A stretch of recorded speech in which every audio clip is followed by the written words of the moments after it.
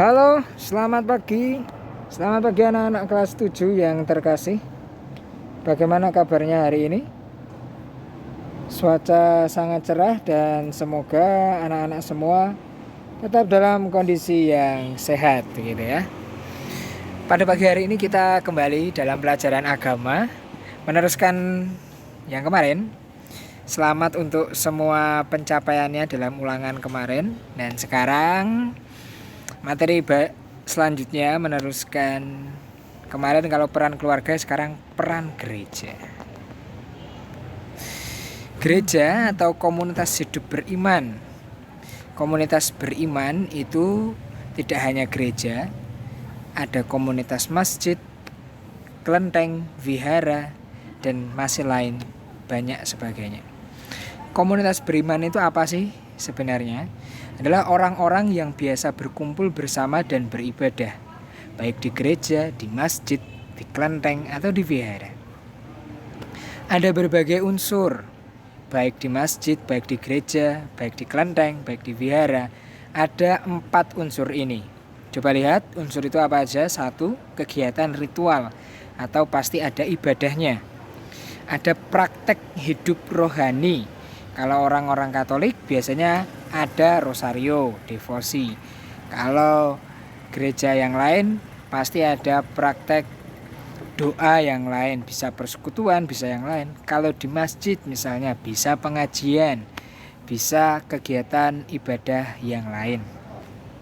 Itu praktek hidup rohani. Ada sholat 5 waktu, ada juga doa ibadat harian. Dalam setiap agama, dalam setiap komunitas beriman selalu memiliki praktek hidup rohani. Di Katolik ada juga perayaan sakramen. Begitu pula di beberapa gereja Kristen yang lain. Oke. Ketiga, ada dalam setiap agama, dalam setiap komunitas beriman selalu ada teladan kekudusan.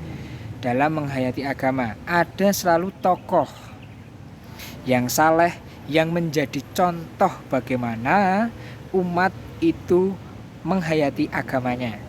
Dalam gereja Katolik ada banyak santo santa. Dalam umat Muslim ada Nabi Muhammad, ada nabi yang lain. Dalam gereja Kristen Protestan ada juga orang-orang kudus begitu ya. Atau para pemuka jemaatnya begitu. Dalam agama Hindu atau Buddha mungkin pasti ada guru, ya, guru agama atau pemuka agama yang menjadi contoh atau teladan. Selalu dalam komunitas hidup beriman ada teladannya. Ada juga kesaksian hidup baik dari tokoh pemuka agama masing-masing. Gitu ya. Ada 4 ini mohon diingat, dicatat. Komunitas hidup beriman itu membentuk pribadi-pribadi anggotanya. Apa maksudnya membentuk?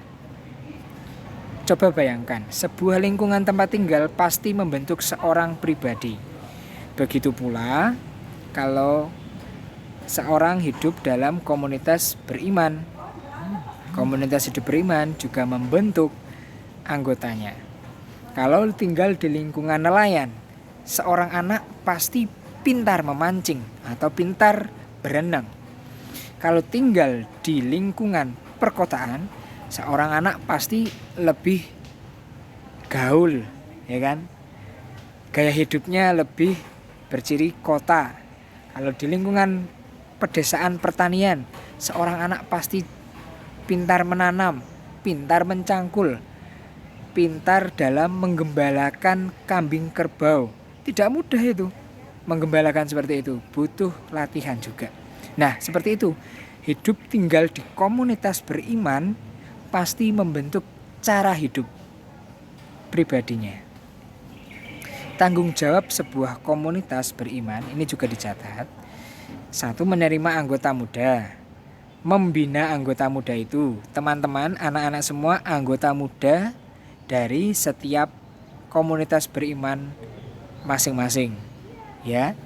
Jadi kalian itu nanti dibina. Pendahulu dan pemuka memberi teladan buatmu, memberi didikan, nasihat. Dan juga mereka anggota tua itu yang keempat mengajari praktek rohani. Bagaimana caranya sholat, bagaimana caranya berdoa rosario, bagaimana caranya mengadakan persekutuan, begitu ya. Menurut Katekismus Gereja Katolik artikel 2030, pembentukan manusia beriman itu tidak lain tidak bukan melalui contoh kekudusan dan juga kesaksian hidup komunitas beriman. Melalui contoh dan teladan sesepuhnya, pinisepuh, orang yang lebih tua, lebih senior dalam komunitas beriman. Bisa jadi itu orang tua, bisa jadi pemuka agama yang lain.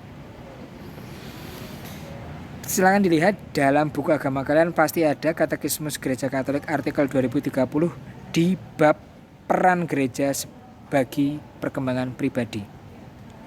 Gereja menyalurkan dan memberikan rahmat sakramen kepada anggotanya, memberi contoh kekudusan, dan memberi kesaksian tradisi rohani dari pendahulu. Kalau tidak diteruskan dari misalnya 100 tahun yang lalu, kalau tidak ada orang-orang yang meneruskan para pendahulu itu, pasti anak-anak sekarang tidak bisa mengetahuinya. Harus ada yang merawat. Ingat, ada yang merawat. Maka tanggung jawabmu sekarang. Pribadi itu juga membentuk komunitas. Kalau tadi komunitas membentuk pribadi, pribadimu sebagai anggota muda, baik anggota muda masjid, gereja maupun yang lainnya, itu juga penting. Karena komunitas beriman juga dibentuk oleh kamu, anggota muda. Kalau tidak ada kamu, tidak ada komunitas yang utuh. Setiap pribadi, kamu juga, walaupun kamu anggota muda, memberi kesaksian pelayanan bagi komunitas yang lain. Apa contoh pelayananmu? Kamu ikut doa, kamu ikut hadir di gereja, hadir di masjid. Tanggung jawabmu apa sih? Mohon ini dicatat, menjaga komunitas. Setiap pribadi saling mengembangkan, merawat praktek doa, kesalehan hidup, praktek rohani yang ada dalam agama masing-masing. Kamu juga menghormati para pemimpin dan pendahulu dalam komunitas. Supaya apa? Supaya tidak terjadi kekacauan. Bayangkan kalau anggota muda semua tidak menghormati para pemimpin. Pasti yang terjadi adalah kekacauan. Maka baik anggota muda maupun anggota tua maupun juga pemimpinnya harus saling menghormati. Nah, kualitas pribadi anggotanya menentukan kualitas jemaat, kualitas hidup beriman. Bacalah kutipan ini dari surat Paulus kepada Roma bab 10 ayat 14 sampai 15. Bapak langsung garis bawahi poin yang penting. Bagaimana mereka mendengar tentang dia jika tidak ada yang memberitakannya? Siapa mereka? Anggota muda. Siapa yang memberitakannya? Anggota yang lebih tua. Memberitakan apa sih, Pak Guru? Memberitakan iman, inti iman dan kepercayaan masing-masing agama.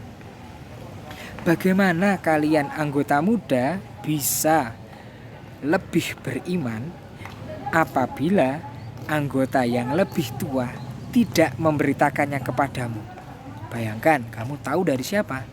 Maka hormatilah, maka rawatlah komunitasmu. Anggota muda pasti belajar dari anggota yang lebih tua.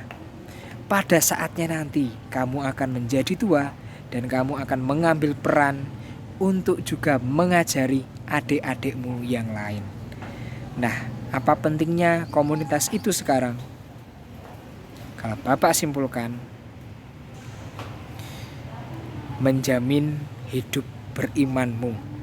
Komunitas beriman menjadi wadah tempat kamu menghayati hidup beriman. Tempat kamu tumbuh dan berkembang menjadi pribadi yang lebih beriman. Peran komunitas mengajar anggota muda untuk menjadi manusia rohani. Tanpa iman, Bapak yakin hidup ini tidak akan mudah. Yang ada hanya kekacauan. Maka kalau hidupmu ingin tertata dan rapi, tidak kacau, rawatlah komunitasmu.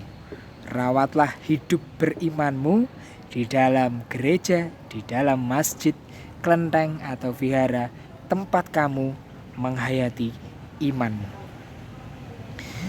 Nah, itu saja anak-anak yang terkasih materi Bapak pada pagi hari ini. Mohon dicatat untuk bahan ulangan penilaian selanjutnya. Sekali lagi terima kasih, selamat untuk yang sudah melakukan ulangan harian minggu yang lalu. Profesional.